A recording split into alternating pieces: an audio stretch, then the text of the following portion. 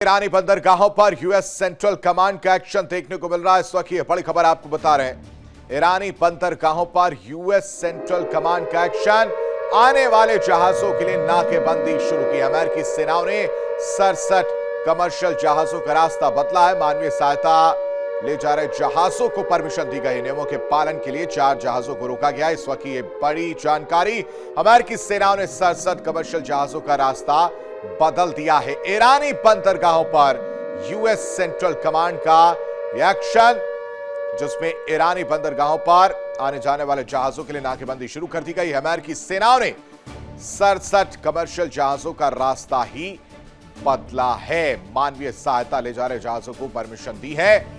नियमों के पालन के लिए 4 जहाजों को रोका भी गया है।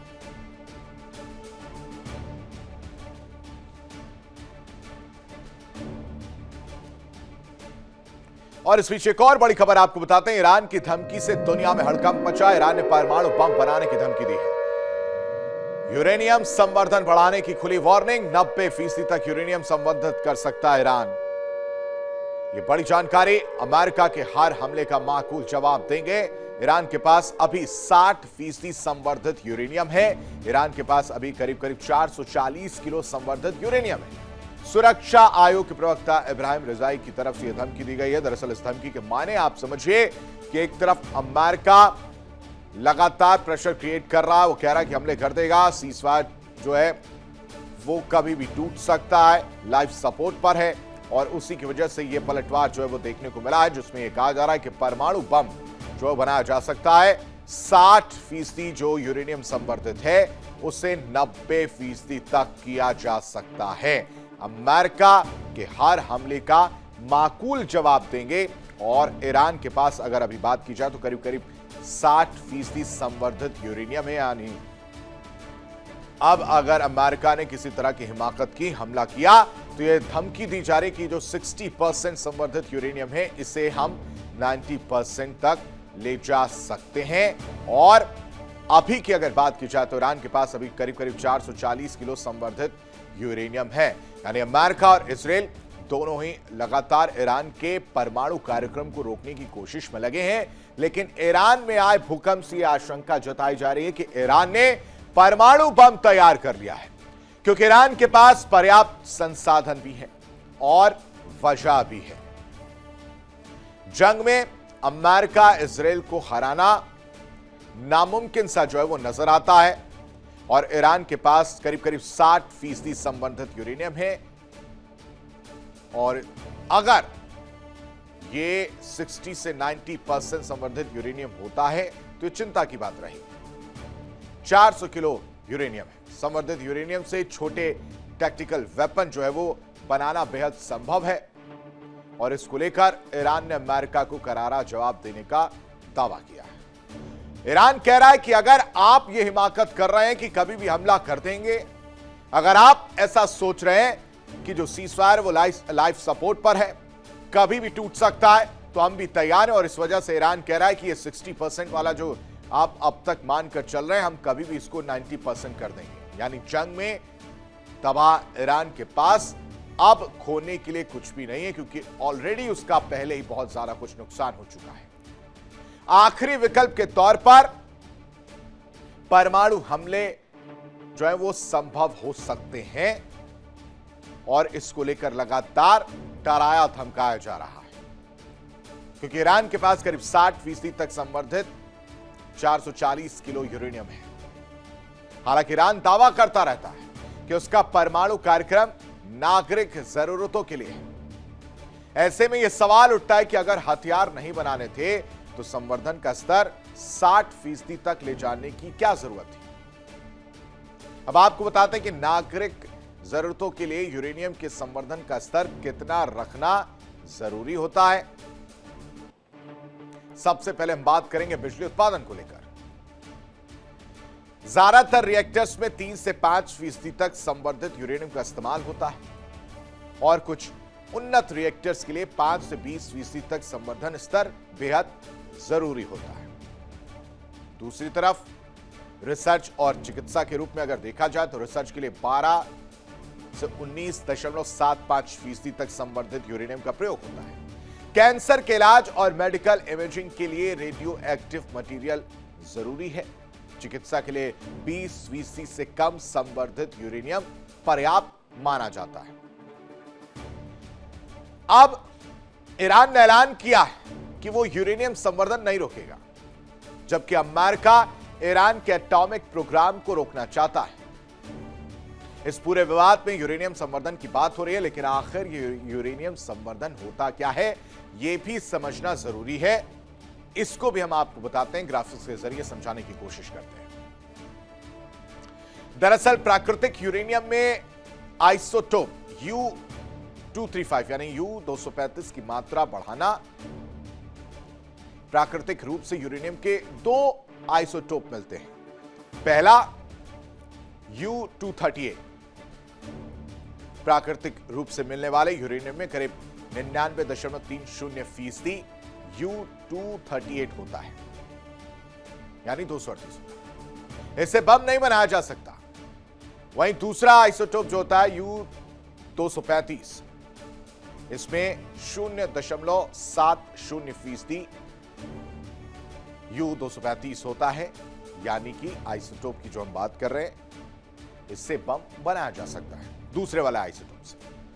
गैस सेंट्रीफ्यूज प्रणाली से यूरेनियम संवर्धन होता है और यूरेनियम को गैस के रूप में सेंट्रीफ्यूज में डाला जाता है।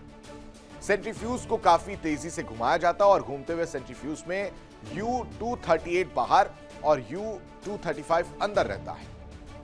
U-235 का संवर्धन स्तर 90% से ज्यादा होने पर वेपन ग्रेड यूरेनियम जो है वो बनता है।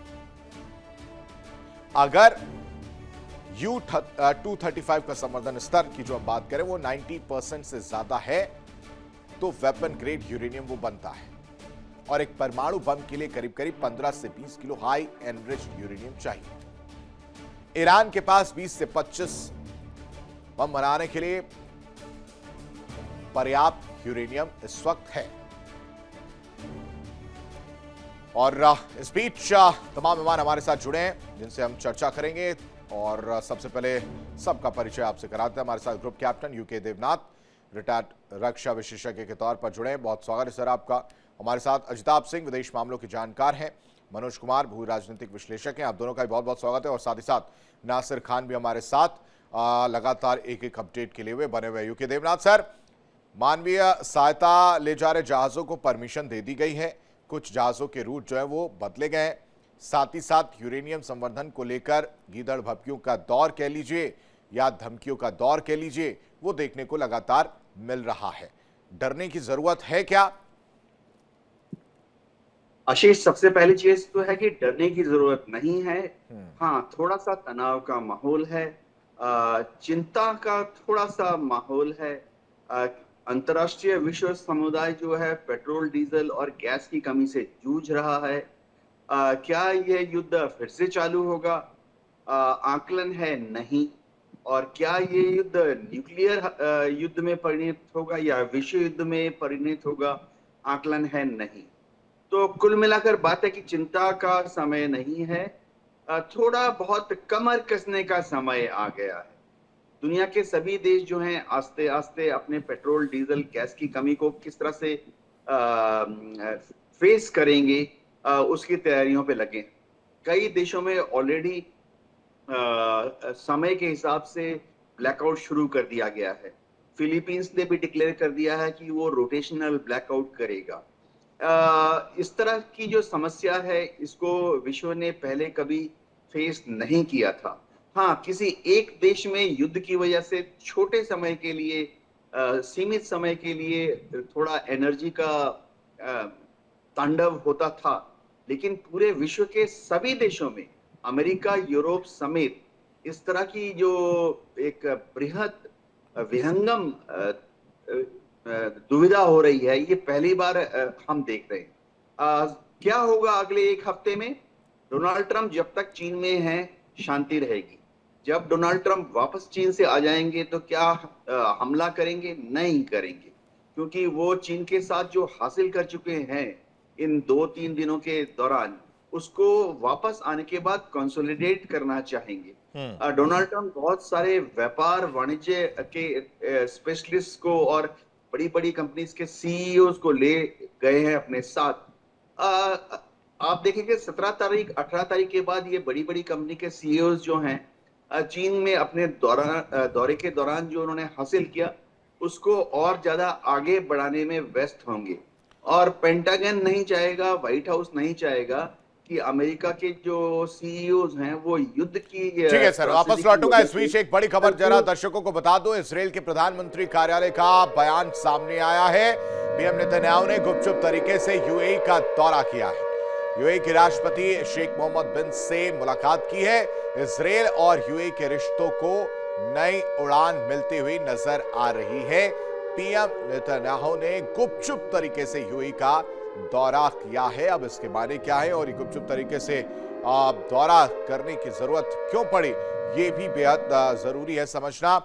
मनोज जी, नेतन्याहू का ये मुलाकात जो है यूएई से, वो भी गुपचुप तरीके से, कैसे देख रहे हैं इसको?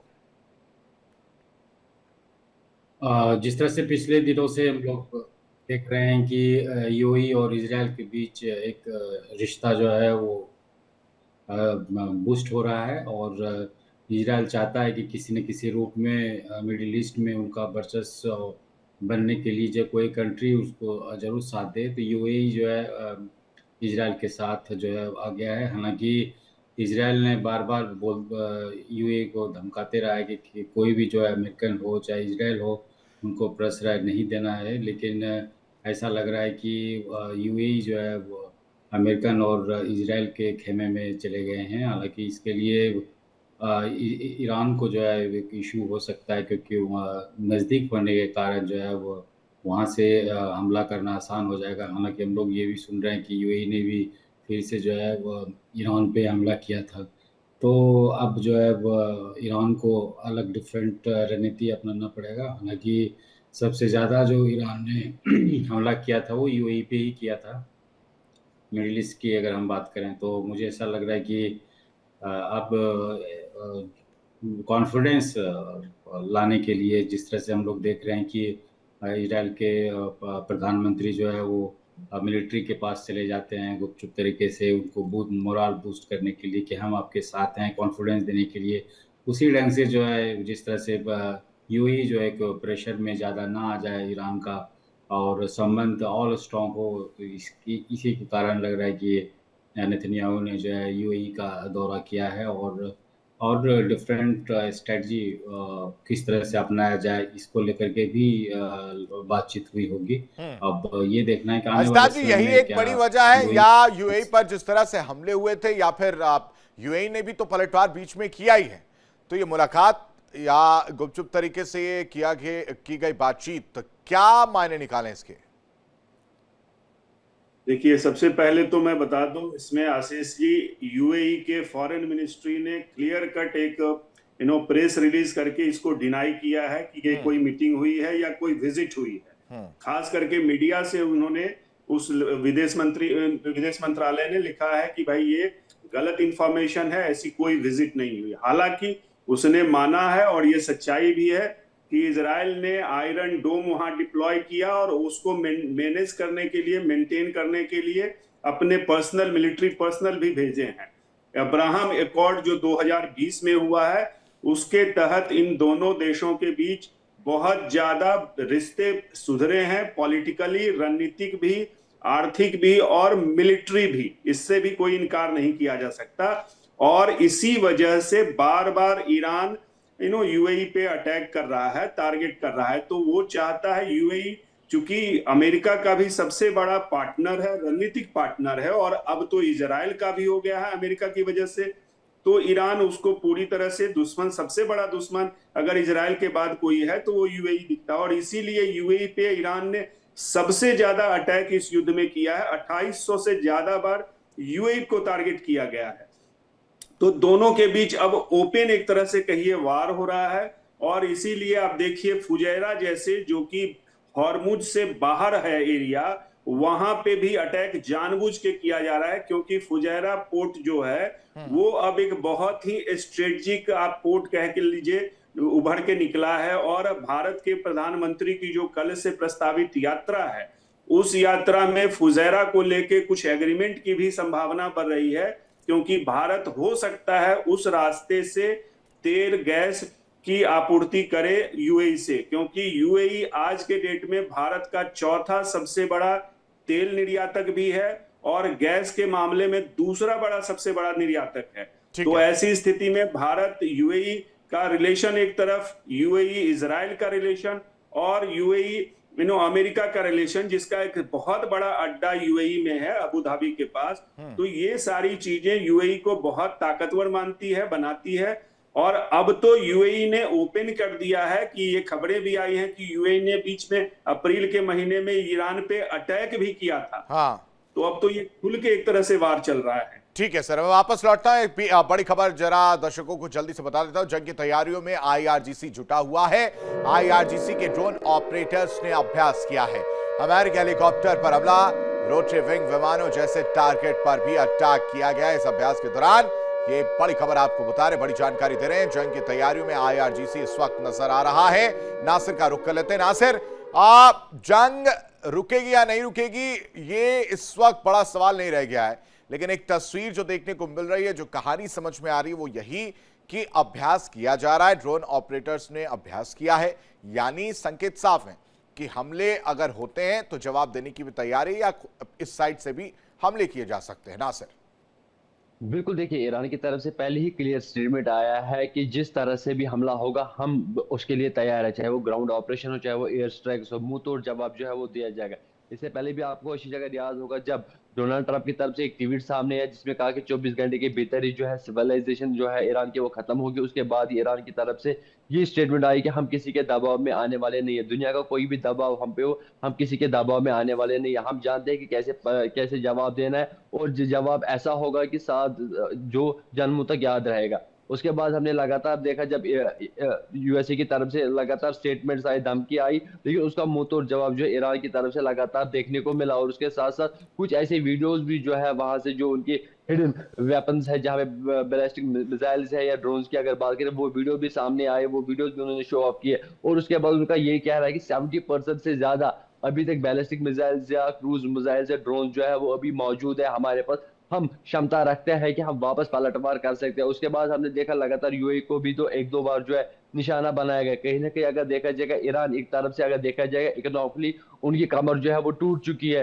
लेकिन एक तरह से उनकी स्टेटमेंट्स अगर देखेंगे, चाहे आईआरजीसी की तरफ देखेंगे या उनके फॉरेन मिनिस्टर की तरफ से अगर देखेंगे, वो लगातार ऐसे स्टेटमेंट सामने ला रहे हैं कि कोई भी हमला हम पे हो, चाहे वो ग्राउंड ऑपरेशन हो या एयर स्ट्राइक हो या किसी भी तरह या कोई किसी भी कंट्री से हमला हो, हम पलटवार करने के लिए तैयार है, उसके लिए हम कैपेबल है, हमारे पास वेपन्स है। लेकिन कहीं ना कहीं अगर देखा जाएगा जो टाइम सीज फायर में उनको मिला, कहीं ना कहीं उस टाइम में लगता है कि उन्होंने फिर से एक बार जो है अपने वेपन्स जो है वो बनाए हैं, वो गेन किए, चाहे चाइना से आए चाहे रशिया से आए। उसके बाद ही जो है भड़काऊ बयान ईरान की तरफ से सामने आ रहे हैं। जी आशीष, ठीक है। लेकिन यूके देवनाथ सर, कहानी तो यही है ना कि आप एक तरफ चाह रहे हैं कि बीच का रास्ता निकले, फिर थोड़ी सी जो है जिसे पूर्वांचल साइड में बोलते हैं कि लुत्ती मार देते हैं, वो वाली कहानी है। तो ट्रंप वही काम कर रहे हैं।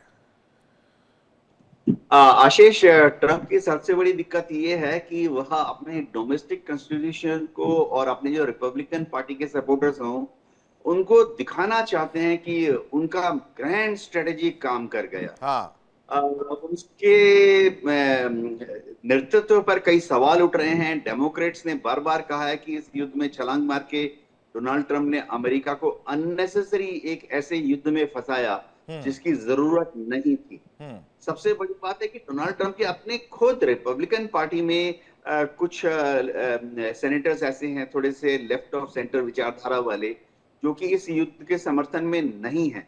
ये अलग बात है कि पार्टी जो है बहुत थिन मेजोरिटी से पावर में है कांग्रेस में और सेनेट में, इसीलिए डोनाल्ड ट्रंप के जो विरोधी सेनेटर्स हैं वो खुलकर बयान नहीं देते और ना ही वोट अगेंस्ट करते हैं, क्योंकि फिर तो सरकार ही गिर जाएगी उनकी।